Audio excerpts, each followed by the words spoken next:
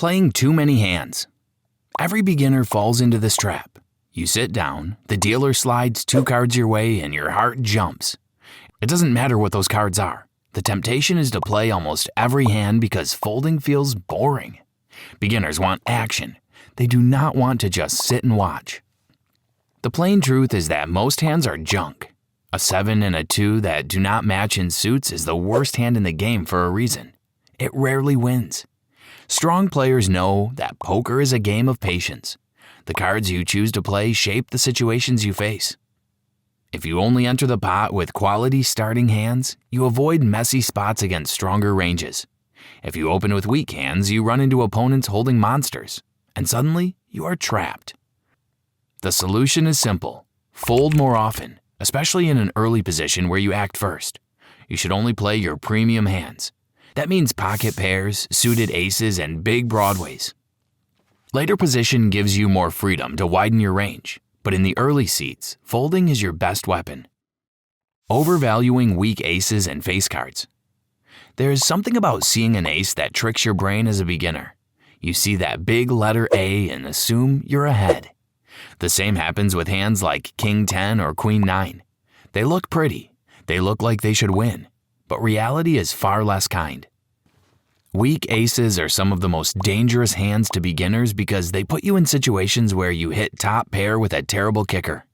Suppose you hold ace 7 and the flop comes ace king 4.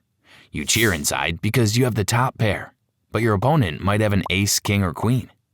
To fix this, treat weak aces and mediocre broadways with caution.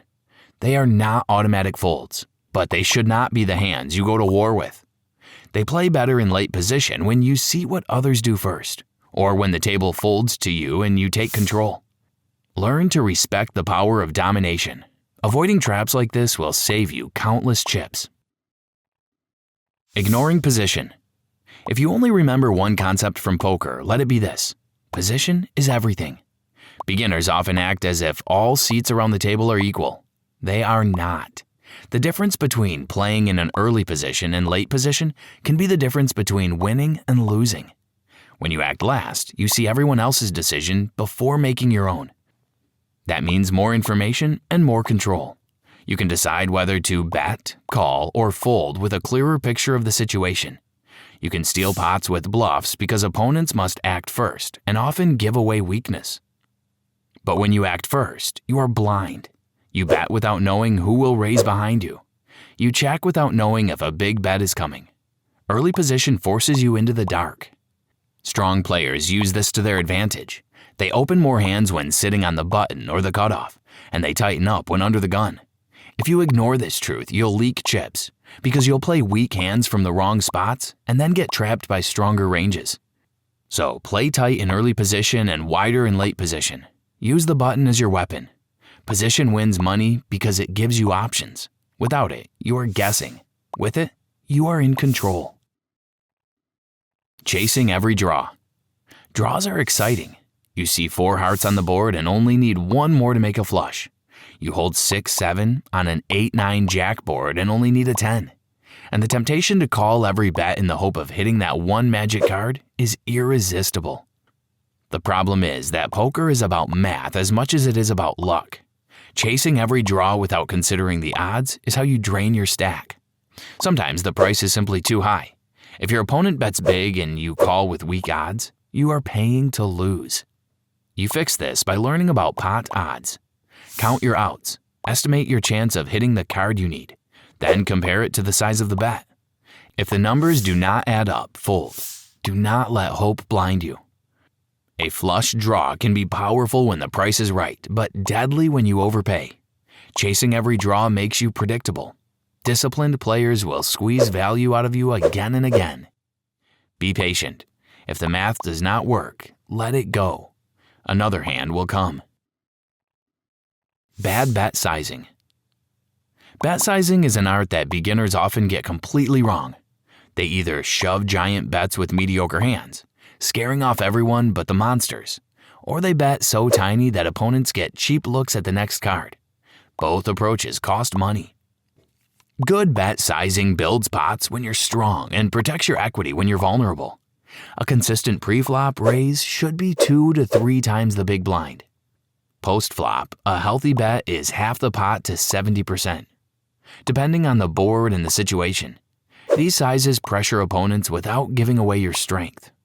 Random sizing is a leak. If you always bet big with strong hands and small with weak ones, experienced players will read you like a book. Always remember that your goal is balance. Make your bet sizes look similar regardless of hand strength, so your opponents must guess. The masters say that poker is not just about the cards, but about the story you tell with your bets.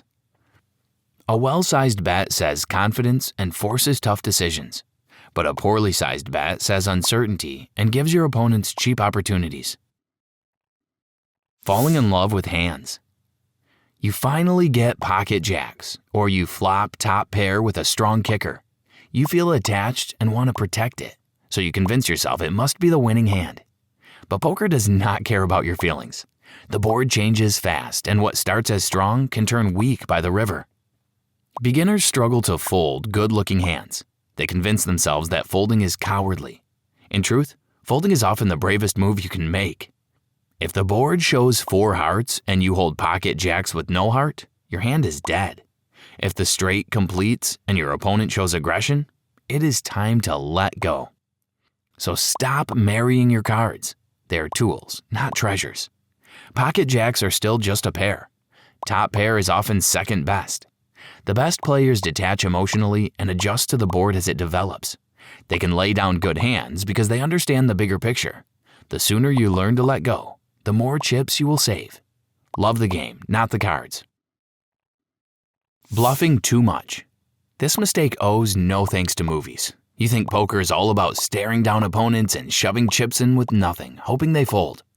Bluffing is part of the game, but not the whole game. Random bluffs are easy to spot and easy to call. A bluff only works when the story makes sense. The board has to support your bet. Your opponent has to be capable of folding. If they are a calling station that never lets go of a hand, your bluff is wasted. Strong bluffs come from selective spots.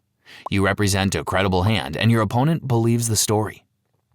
For example, if the board runs ace, king, queen and you raise from early position, you might credibly represent ace, king, or pocket queens. If the board is dry and disconnected, bluffing wildly makes no sense. The rule here is less is more. Bluffing too much drains your stack. Bluffing with purpose and discipline adds to it. As a beginner, slow down and choose your spots carefully. Not every pot needs to be won with a bluff. Too scared or passive. On the other side of the spectrum are beginners who never bluff, never raise, and only call. You do this and you become what we call a calling station. You wait for strong hands and hope to get paid off, but in reality you bleed slowly. Poker rewards aggression. Betting and raising put pressure on opponents. When you take the initiative, you give yourself 2 ways to win. Either they fold or you actually have the best hand. When you only call, you only win if you have the best cards at showdown. Controlled aggression is the key. It does not mean shoving every hand. It means taking charge when you sense weakness and building pots when you are ahead. While passive play signals fear, aggressive play signals strength and forces mistakes. So don't be afraid to raise or to bet. Just do it with thought and control. Aggression is how you win pots that do not belong to you. With passivity, you'll keep waiting for cards that may never come.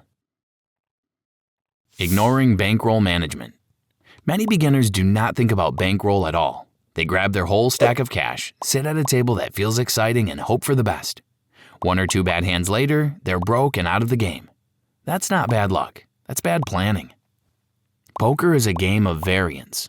Even the best players lose sometimes. You can play perfectly and still take a bad beat. Without bankroll management, those losses knock you out before you have a chance to recover. What's the rule?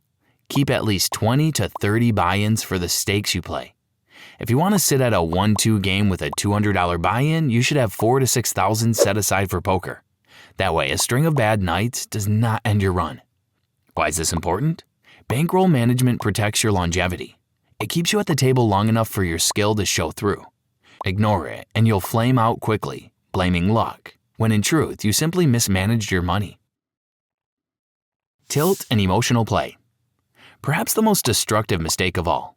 Tilt destroys more bankrolls than any bad beat ever could. Tilt is what happens when emotion takes over logic. You lose a big hand, and instead of staying calm, you chase your losses. You play hands you should fold. You raise in spots where you should not. You are no longer playing the game. You are reacting. Does everyone tilt? Yes. The difference is how you handle it. Beginners usually ignore the warning signs. They slam chips. They play too fast, and some even talk to themselves. In that state, your opponents will feast on you. Awareness is the solution. Accept that bad beats are part of the game. Even pocket aces lose sometimes. When you feel anger or frustration boiling, step back. Take a walk.